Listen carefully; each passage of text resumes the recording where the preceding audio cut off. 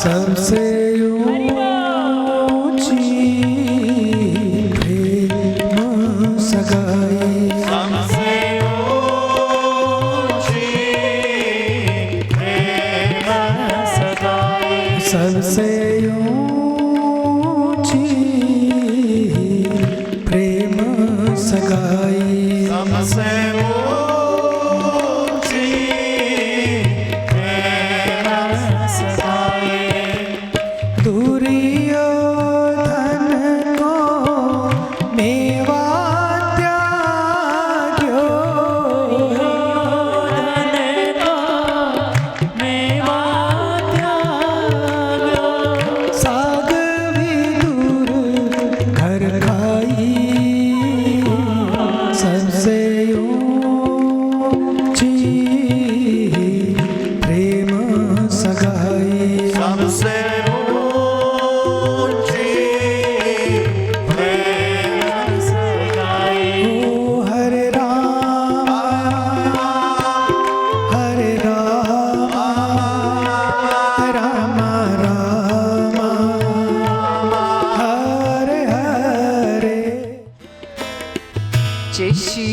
Shankara, Jai Shiva Shankara, Jai Shiva Shankari Om.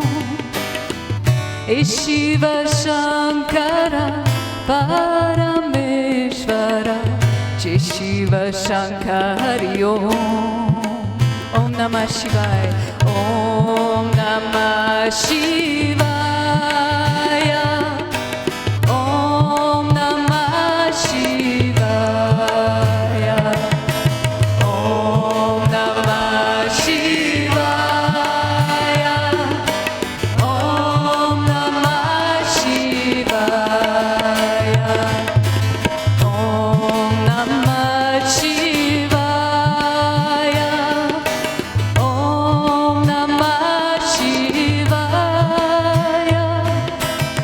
Meditation. Number 2, no reaction. Number 3, introspection.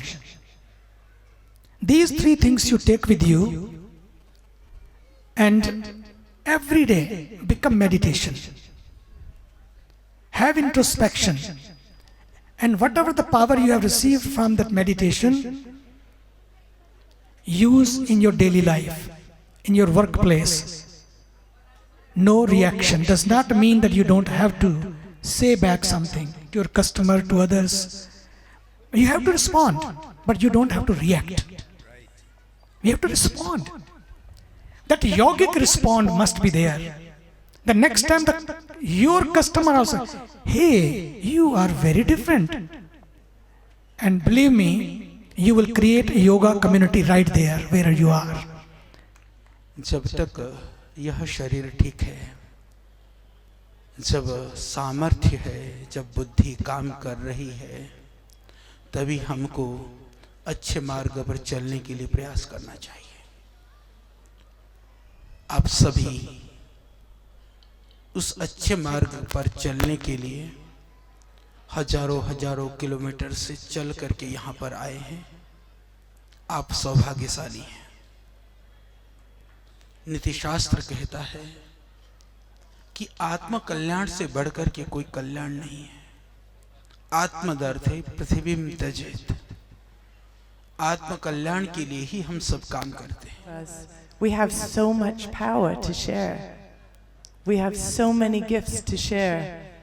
We just tap into this current of life that wants to express through us. So thank you all from the bottom of my heart for being here. It's an experience like no other, and I truly, deeply hope to see you all here with your friends next year. And let us together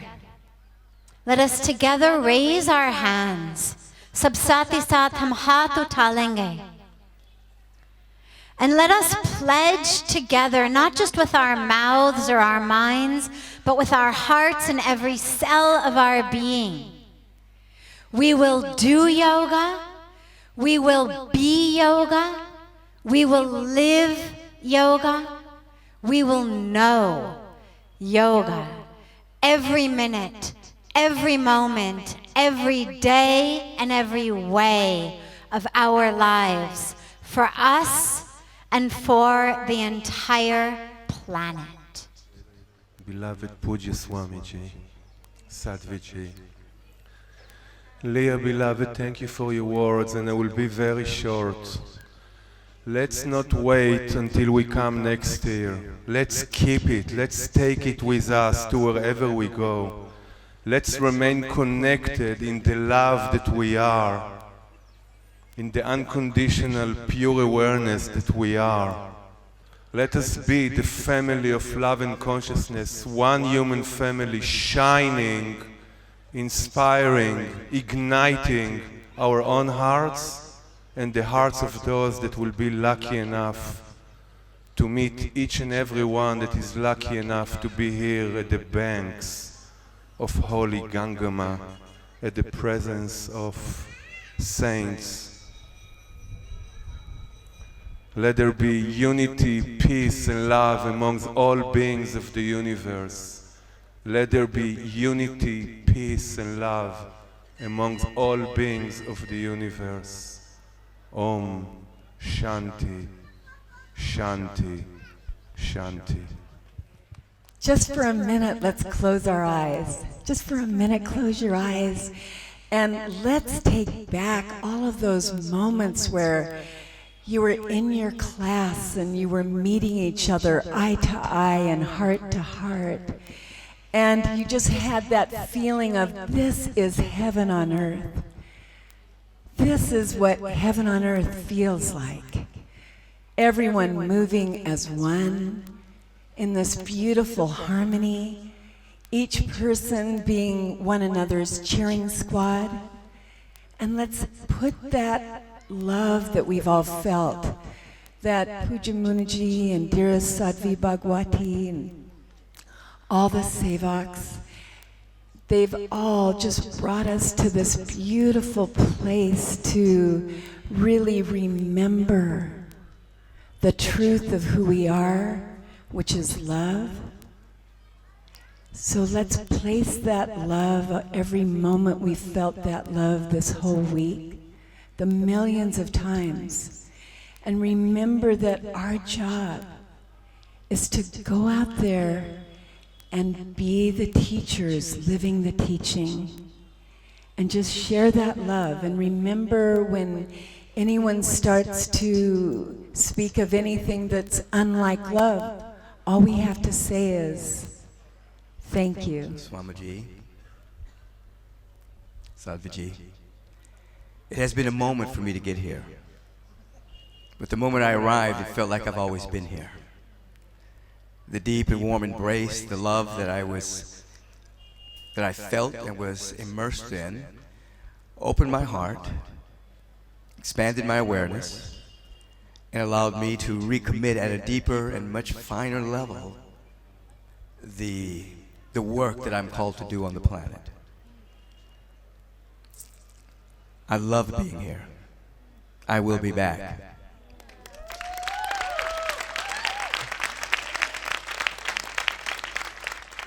आरती मात तुम्हारी जो जन नित आता मैया प्रेम सहित गाता दास वही है सहज में भक्त वही है सहज में भक्ति को पाता जय जय माता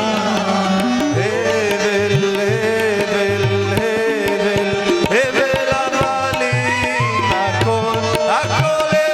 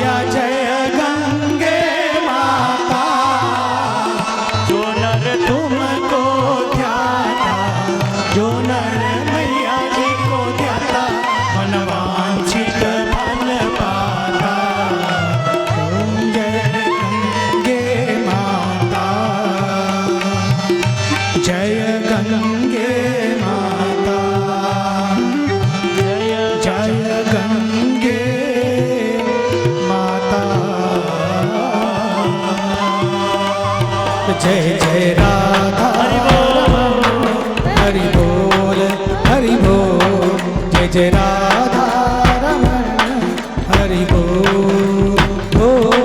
जय राधा रमण हरि बोल जय जय राधा रमण हरि बोल जय जय Radha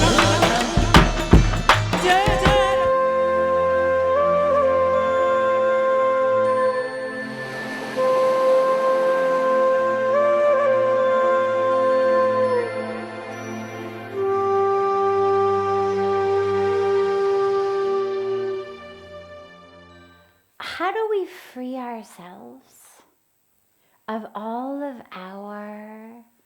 this karma from the past, but that's bearing fruit now?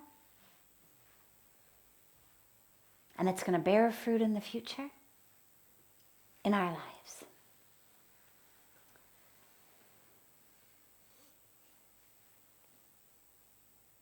Only by, well, first of all, you can't get rid of the karmic package from the past.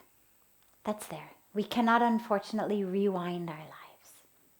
However, the power of grace, the power of surrender is such, the power of true awareness is such that it actually can come through and wipe out even the past karmic package that's bearing fruit now and going to bear fruit in the future. But most importantly, is not creating more karma. That which I've already created, okay, it's happening. But right now, I'm creating more. Every single thing I do is creating another karmic fruit. Karma means action. We use the word to act colloquially to mean that which I get, but it's not actually correct. The word karma literally means the action. That which I get is the fruit of the action. So everything I do is going to give me a reaction. Now, some of it's going to be sweet. We tend to colloquially call that good karma. Some of it's going to be bitter. We tend to call that bad karma. But the truth is, it's neither good nor bad. The universe doesn't have an objective or subjective labeling system. The universe has no preference for wealth or poverty, success, failure. The universe loves the dry season as much as the rainy season, cold season as much as the warm season, old age as much as youth, gray hair as much as black hair. The universe doesn't have a preference. We have preferences. We see things like poverty, failure as, oh, that's bad karma. You must have done something bad. You're being punished. But no, it's actually just science. Plant an apple seed, you'll get an apple tree. Plant an orange seed, you're going to get an orange tree. But here's where it gets more subtle with karma. They don't cancel each other out. So if in my past I've done actions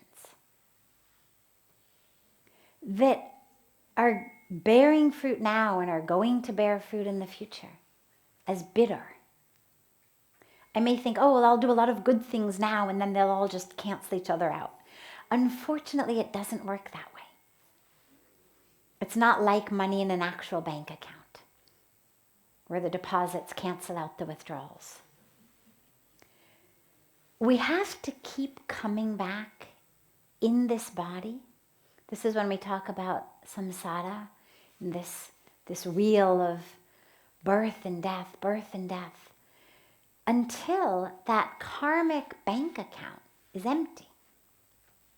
But then, of course, the question is, well, if doing bad things is going to give me negative karma and doing good things is going to give me positive karma, sweet fruit, either way, I've got to come back to reap it. And okay, it's going to be more pleasant to come back and reap the sweet fruit. But if the goal ultimately is not to have to come back, which is theoretically what the goal is. And I say theoretically because my guru and other enlightened masters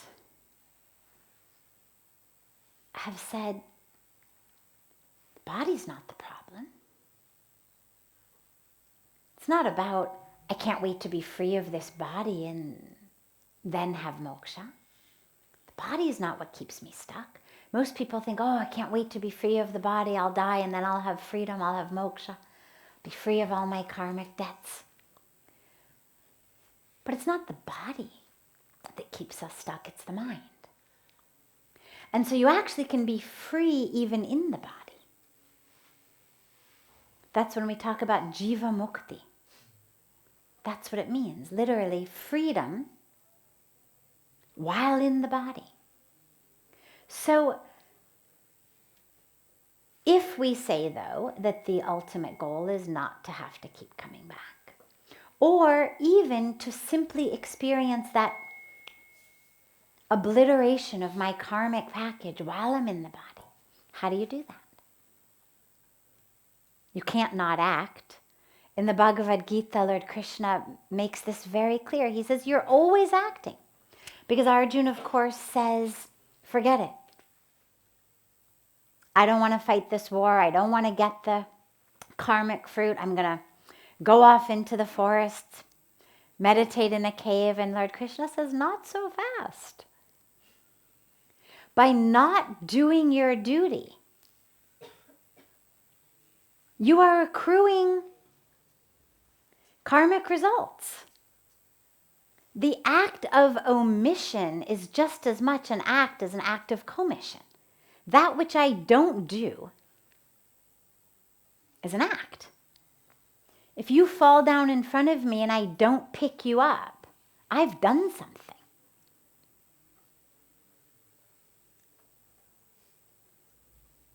And so Arjuna says, well, then what's the answer? Lord Krishna says, you're always acting. Even you sit down, don't act, you're still acting. Because if you're not fulfilling your duty, that's an action. So what's the solution? Right? You could sit here, you could sit on your hands. The mind, of course, is still thinking. But I could sit here, sit on my hands, put earplugs in my ears, close my eyes, have no contact with the outside world, but I'm still accruing this karmic debt. Because I have a duty and I'm not doing it, and that's giving me karmic fruit. So the only way to avoid all of that, Lord Krishna says, is just surrender to me. Just whatever you do, do it as a tool in my hands. Stop thinking you are the doer. Stop thinking it's about you. Stop thinking you're the star of this show. It's not about you. You're not the doer. I'm the doer. Be a tool in my hands with full surrender. Let me work through you. And that's the only way to fully free ourselves, is to simply allow the divine to work through us, to let our prayer be, oh God, use me. Use my every breath, use my every moment. Use me. And what's so beautiful to me here, also going back to the concept of religion, is you take the prayer of St. Francis of Assisi. Same thing. O Lord, make me an instrument of thy mercy. Right? Where there is hatred, let me sow love. And he goes through all of it. It's the same teachings. Let me be a tool. Let me be an instrument in the hands of God. So it's not about your religion. It's not about having to change your religion. It's not about having to be an instrument of God in the form of Lord Krishna, if that isn't your religion. It's about being a tool in the hands of the divine. And really allowing our lives, that which we do, that which we think, that which we speak, every breath, to be used for that divine flow. And when you are able to do that, to empty yourself fully of that attachment, of that sense of me, mine, what's in it for me? What about me? Why is no one appreciating me? Why do I always have to do the dishes all the time?